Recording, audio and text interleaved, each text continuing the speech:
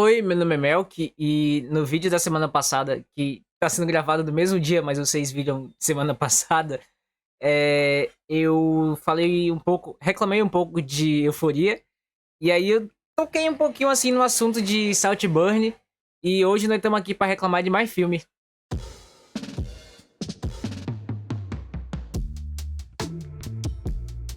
Tecnicamente, eu não vou só reclamar de filmes, mas vem comigo aqui que a gente vai fazer uma narrativa através da história, começando com Crepúsculo. Na verdade, se a gente pensar bonitinho, tudo isso é culpa de My Chemical Romance. Na verdade, é culpa daquele negócio lá que teve, e aí por causa disso teve My Chemical Romance, e aí por causa disso teve Crepúsculo, e por causa disso teve 50 Tons de Cinza. Mas enfim, a gente começa com Crepúsculo, que eu acho que nem seja o caso tanto a se tratar sobre a temática desse vídeo, que vocês viram aí no título. Mas eu acho que a gente começa com o Crepúsculo, porque, principalmente o primeiro Crepúsculo, não faz sentido nenhum. Mano, tipo assim, o cara tem cento e poucos anos. Por que que ele continua no ensino médio?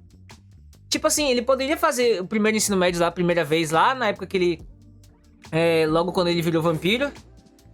Mas aí você pode considerar assim, ah, mas o ensino médio atual é diferente. Beleza, ele poderia ter feito o ensino médio na vida atual e depois ele ia pra faculdade. Ele poderia fazer várias faculdades diferentes, 4 anos em cada faculdade. Você não envelhecer durante 4 anos é mais comum se você mudar de faculdade em faculdade, ficar mudando sempre de local e tal. E como ele estaria fazendo a faculdade, ele poderia morar em uma única cidade, separado da outra família lá, do Carlyle e tal. E, enfim. Mas eu acho que Crepúsculo também começa nessas esquisitices, dessas fantasias femininas esquisitas. Porque o Edward fica... ele assiste a Bella dormir. Tem isso no primeiro filme. Ele fica perseguindo a Bella também. Gente, calma aí, calma aí, calma aí. E os livros dizem que é pior. Não li os livros. Mas enfim. E eu não vou nem falar tão mal aqui de Crepúsculo, porque... Vamos segurar Crepúsculo aqui, porque eu gosto de Crepúsculo. E a gente ainda tem um espacinho aqui pra eu fazer umas reviews de Crepúsculo aqui. Em algum momento. Mas enfim, não acho que Crepúsculo seja o pior dos casos. Em relação a essas fantasias femininas e o que elas acabam por representar. Porque eu acho que ainda tem uma coisa ou outra ali de positivo e tal, apesar de ser muito, muito esquisito. Eu não acho que Crepúsculo é o principal problema pra gente tratar aqui. Os problemas começam com 50 Tons de Cinza. Não vou falar sobre... 50 Tons de Cinza é um filme que, tipo assim... Poxa, o livro pra mim já me dá agonia, porque... foi um livro que... Sobre a emancipação feminina e, poxa, um monte de gente sobre BDSM e podia ter um prazer maior e tal. Mas não é assim, porque, primeiro, se um monte de editora viu o livro e falou, não, a gente não vai publicar isso. A editora que escolheu publicar foi porque percebeu que, tipo assim, esse livro é ridículo, mas ele vai fazer sucesso, tá ligado? As pessoas vão querer comprar. E eu acho que o filme e outros filmes que a gente vai tratar aqui nesse vídeo são basicamente isso. São ridículos, mas vão fazer sucesso. E aí eu acho que 50 Tons de Cinza se enquadra nisso, porque... é uma fantasia feminina, mas é uma fantasia feminina que, tipo assim, não é muito positiva, por assim dizer, tá ligado? Tipo, o menino lá que eu esqueci o nome, o Christian Grey, ele continua sendo um babaca do caramba. E eu sei que meio que tem uma transformação dele durante as histórias e tal, mas mesmo assim, tipo, por que você quer representar isso? É muito bizarro e não acho que seja a melhor das fantasias femininas pra colocar nesse termo. Aí, eu acho que 50 Tons de Cinza é menos problemático, porque eu acho que tem uma narrativa até um pouquinho melhor do que outros filmes, que é o caso, por exemplo, de 365 Dias, que esse é completamente ridículo. A narrativa do filme em si é uma porcaria, aquilo que quer passar é uma porcaria. O cara sequestra a mulher, velho, e ela se apaixona por ele, tá ligado? E as mulheres tipo, nossa, gente, ai, que homem, e pelo amor de Deus! E aí a gente vai pra Saltburn. Saltburn é um filme que eu fui assistir assim no escuro, sem saber nada. E tirando a fotografia, aquele filme é uma merda federal. Eu acho... Ele não é pior do que 365 Dias, mas ele é pior do que 50 Tons de Cinza. E aí, véi, tipo assim, é um filme ridículo. As pessoas estavam falando sobre esse filme ser indicado pro Oscar. Eu não ligo tanto pro Oscar, eu sei que o Oscar não representa tanto assim, porque é só mais uma premiação. Eu sei que enquanto premiação representa muito, mas tipo assim... Todo mundo que entende uma coisa ou outra sabe que o Oscar é meio que... se a gente ganhar, legal. Se a gente não ganhar, tanto faz, tá ligado? Mas... E a gente não ganhou, assim, do jeito que a gente esperava e tal. Mas, eu acho que... Eu fiquei um pouquinho, assim, mais feliz que Saltburn não foi indicado ao Oscar. Mas a Nora foi e ganhou, então a gente... Né? Enfim. Fica elas por elas. E aí eu acho que Saltburn é uma porcaria muito, muito, muito forte, velho. Porque, nossa, que filme ridículo, ridículo, velho. E aí eu acho que de Saltburn a gente parte pra O Morro dos Ventos Uivantes, que é o filme mais atual desses que eu estou falando. E é o que, enfim, talvez faça mais sentido falar sobre isso, porque é um reflexo disso tudo. Como eu falei no começo, eu acho que a editora que escolheu publicar 50 Tons de Cinza viu que, tipo assim, o livro era ridículo, mas que ia fazer sucesso. E não à toa a gente tem um monte de coisa de dark romance hoje. Então, eu acho que não só os filmes que eu citei aqui, mas livros e um monte de coisa nas redes sociais, nas mídias como um todo. E aí eu acho que O Morro dos Ventos Uivantes bebe de tudo isso, sabe? Porque não é um filme que eu ouvi falar porque, poxa, é uma adaptação muito fiel ao livro, muito bem construída, e nem nada do tipo. O que eu ouvi falar sobre o filme era as polêmicas, era as cenas apelativas, e que não fazem muito sentido, tá ligado? De estarem ali, mas estão ali pra vender o filme. E é exatamente por isso que as entrevistas que as duas personagens principais, quer dizer, os dois atores principais, a Margot Robbie e o outro carinha lá, que eu não lembro o nome, Jacob Elord, eles deram sobre o filme, eram pra gerar esse negócio de ai, a gente tem um clima muito bom no set, pererê, não sei o que lá. Ai, mano, pelo amor de Deus, o Jacob Elord, eu não sei se é casado, mas a menina é casada e ela fica nesses papos, tipo assim, estamos flertando, tá ligado? Você tá atuando ali, vamos considerar que você tem que fazer um monte de parada assim, que meio que não é uma traição porque você é um profissional, vamos colocar assim, tá ligado?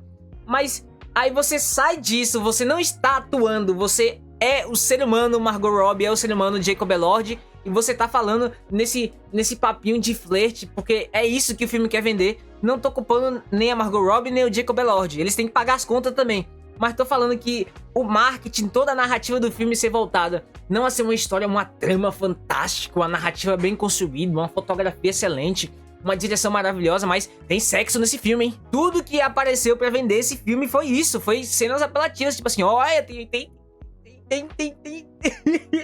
Tá ligado? Tipo assim, e tudo isso começa por culpa do negócio lá que gerou My Chemical Romance, que gerou Crepúsculo, que gerou 50 Tons de Cinza, que gerou esses outros filmes assim. E aí é que a gente entra não só pra reclamar dessas coisas, mas pra traçar a história que se é construída através do cinema e por que essas narrativas são uma merda, não só no sentido de elas são narrativas ruins, mas o que elas representam pra quem está assistindo, pro mundo real. No começo do cinema, e não tanto tempo atrás, a gente tinha principalmente narrativas que eram escritas por homens. E essas narrativas escritas por homens muitas vezes objetificavam e fetichizavam as mulheres. Se a gente pegar, por exemplo, Homem-Aranha, velho. O Homem-Aranha, eu não lembro se é eu acho que é o Homem-Aranha 3, não é nem o 2. O Homem-Aranha 2 é um dos meus filmes favoritos da história, mas é no Homem-Aranha 3, que é um filme, tipo assim, filme pra todo mundo assistir. Tem uma cena que a Gwen é completamente objetificada naquela merda daquele filme. Ela aparece do nada, ela é objetificada e ela... Acabou, é isso aí, tá ligado? E ela só serve pra trama. Ela só serve pra gerar essa disputinha entre o Homem-Aranha e a Mary Jane. Eu não lembro se ela aparece no 3, mas eu acho que é no 3 que ela aparece. Enfim, no filme que ela aparece, ela serve só pra isso. Ou é no 2? Enfim, eu acho que é no 3 mesmo, porque o 2 é o do Dr. Octopus. Então, enfim. E aí, tipo, é um filme que tá ali objetificando e a gente não tá falando muito distante. Mas a gente tem tantos outros filmes onde as mulheres fazem parte de uma fantasia masculina na qual elas são objetificadas. O problema não é ser uma fantasia masculina só em ser uma fantasia masculina. É porque as mulheres estão sendo fetichizadas, estão sendo objetificadas. Não tem uma personagem construída e bem construída. Por isso é uma objetificação, por isso é um objeto. E representa um ideal machista, um ideal patriarcal, que contribui para uma visão muito específica que ainda é limitada assim, em relação aos papéis de gênero e aquilo que as mulheres e os homens precisam representar. Aquilo que é a mulher perfeita ou a mulher ideal. E aí a gente tem uma mudança no cinema muito positiva. A gente passa a ter mais filmes escritos e dirigidos por mulheres. E aí a gente observa que, em vez de a gente estar tendo fantasias femininas que são legais, que são bacanas, porque não é um problema ser uma fantasia, não é um problema ser uma ficção, mas a gente tem fantasias que trazem representações que repetem as mesmas coisas de antes. Se antigamente a gente tinha filmes que representavam aquilo que era o ideal de mulher, que era o ideal de desejo, de beleza, de sensualidade, e que isso acabava por ser uma fantasia masculina que os homens olhavam e ficavam... Que aí era tipo assim, os homens olharem com desejo e falar isso é o ideal, é a perfeição de uma mulher, e repetir aquilo que um homem deveria ser pra agradar aquela mulher. Aí a gente passa por um período onde a gente tem o contrário, tá ligado? Agora é o homem que é objetificado em muitas dessas narrativas as quais eu citei, desses filmes que eu falei. As mulheres também são objetificadas nesses filmes. Então a gente não tem nada de melhor nisso. Mas aí os homens também são objetificados. E beleza que os homens têm uma posição de privilégio na nossa sociedade, isso é evidente. Mas meio que você tá fazendo algo meio... uma subversão em colocar esses homens nesse sentido de objetificação, mas isso não é positivo porque a objetificação que se traz desses homens não é pra você ser subversivo de fato. A objetificação que esses filmes constroem desses homens é no mesmo sentido de um homem agressivo, de um homem que ele manda na mulher, de um homem que controla ela e que ela precisava desse cara e coisas do tipo, e todas essas narrativas trazem isso, tá ligado? Eu sei que são fantasias, eu sei que é só ficção, mas os reflexos disso são reais, porque essas histórias continuam reforçando as mesmas histórias que existiam antes na mídia e continuam tendo reflexos reais no nosso dia a dia, tá ligado? O machismo não deixou de aparecer, então quando um filme que é um filme escrito por uma mulher pra retratar uma fantasia feminina, ele acaba por representar, na verdade, o machismo, ele contribui pra que isso continue tendo reflexos na vida real. Eu não tô falando que esse filme tornou alguém machista, ou nenhum desses filmes que eu citei que tornou ninguém machista. O machismo tá aí, independente desse filme existir ou não. Mas esse filme também reflete isso. E aí a gente tinha a oportunidade, existe uma oportunidade muito positiva de fazer histórias melhores do que essas, tá ligado?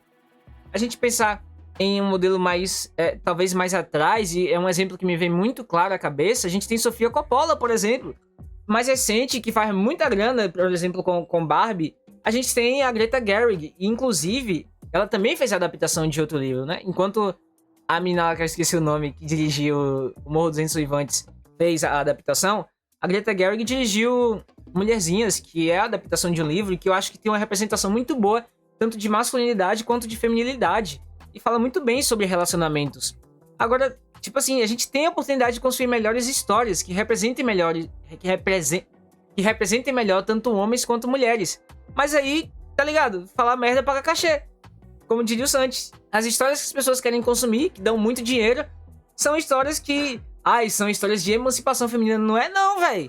E o que mais me estressa é que, tipo assim, a diretora de O Morro dos Ventos Uivantes, que é a mesma diretora de Saltburn, também dirigiu Bela Vingança. Eu acho que foi o primeiro longa que ela dirigiu. E Bela Vingança é um filmaço, cara. Tipo, eu acho que ainda tem alguns problemas assim, mas é um filme muito bom. E ele tem uma narrativa bem mais disruptiva, assim, principalmente o final e tal. E eu acho que são temáticas relacionadas em relação à emancipação feminina. E eu não tô aqui pra dizer o que é certo ou errado em relação a isso. Tem pessoas que entendem bem mais sobre o assunto. Mas, enquanto um pseudo-crítico de cinema, você olha o que foi construído em Bela Vingança e você vê ser tudo destruído em Saltburn. E principalmente naquilo que se vende pra O Morro dos Ventos Uivantes, tá ligado? Eu sei que nem todo diretor ou diretora, ou escritor ou escritora ou roteirista quer contar sempre o mesmo tipo de história. A Sofia Coppola não quer contar o mesmo tipo de história. O Martin Scorsese, que fez Taxi Drive, que eu acho que é uma representação meio merda, assim, de masculinidade, fez outros filmes com melhores representações de masculinidade. E aí eu acho que, como eu falei, nem sempre o roteirista quer contar as mesmas histórias. E talvez a diretora de O Morro dos Ventos Uivantes quisesse contar com O Morro dos Ventos Uivantes uma história que fosse diferente daquilo que ela construiu com Bela Vingança, com temáticas mais variadas, e ser uma história mais de drama, mais romântica. Mas o problema é justamente a forma como se escolhe fazer isso, tá ligado? E é isso que me estressa, porque Bela Vingança é basicamente tudo aquilo o Morro dos Ventos Uivantes é tudo aquilo que Bela Vingança critica, e foi escrito pela mesma pessoa. Como é que pode? Vendeu a alma, foi? Enfim, eu não acho que O Morro dos Ventos Uivantes seja o único filme problemático, mas eu acho que vai se tornando mais problemático conforme as pessoas que produzem cinema vão vendo que isso continua dando dinheiro. Que você tem uma narrativa qualquer coisa, com personagens qualquer coisa, mas que tem cenas muito apelativas, e que vão apelar muito pra fantasia feminina, mas que na verdade ainda representam o machismo, fazem muito sucesso. E aí essa é a grande questão, porque, como eu falei, a gente tá tendo mudanças muito positivas no espaço que as mulheres ocupam dentro do cinema e no mundo como um todo. Tamo bem longe de chegar ali no que é minimamente adequado. Tamo muito, muito, muito, muito, muito longe. Acho que a gente voltou uns passos legal assim nos últimos anos. Voltou bastante, mas a gente tá traçando um caminho que pode ser positivo no cinema, ainda mais para aquilo que o cinema representa. Gente, o tanto de cigarro que se vendia com o cinema, o tanto de ideais que se vende com o cinema, a gente pode pensar sobre James Bond, por exemplo, ou aquele Mad Men, que nem é cinema, é série, mas ainda assim passam ideais para os seres humanos. E aí você tem a oportunidade de construir bons ideais de masculinidade, boas representações de masculinidade, e boas representações de feminilidade, de relacionamentos humanos que são minimamente saudáveis. Mas o que vende é fazer dark romance e relacionamento tóxico.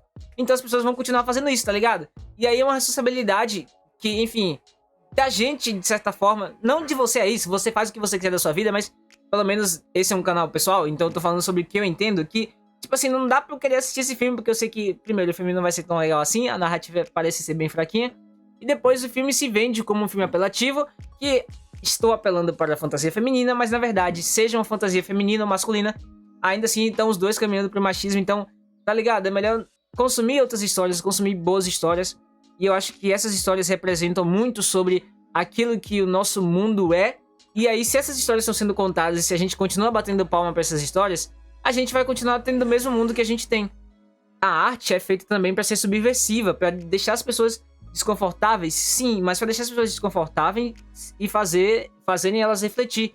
E aí o que a pessoa fica desconfortável porque tem uma cena de sexo, não porque ela fica, caramba, essa cena me fez pensar sobre o mundo e sobre o papel que eu ocupo no mundo. Então, basicamente, era pra reclamar um pouquinho desses filmes aí, porque, nossa, não é possível que continuam fazendo esses filmes e continuam fazendo sucesso. Pelo amor de Deus, vamos escrever umas narrativas melhor, vamos consumir umas paradas melhor, tá ligado?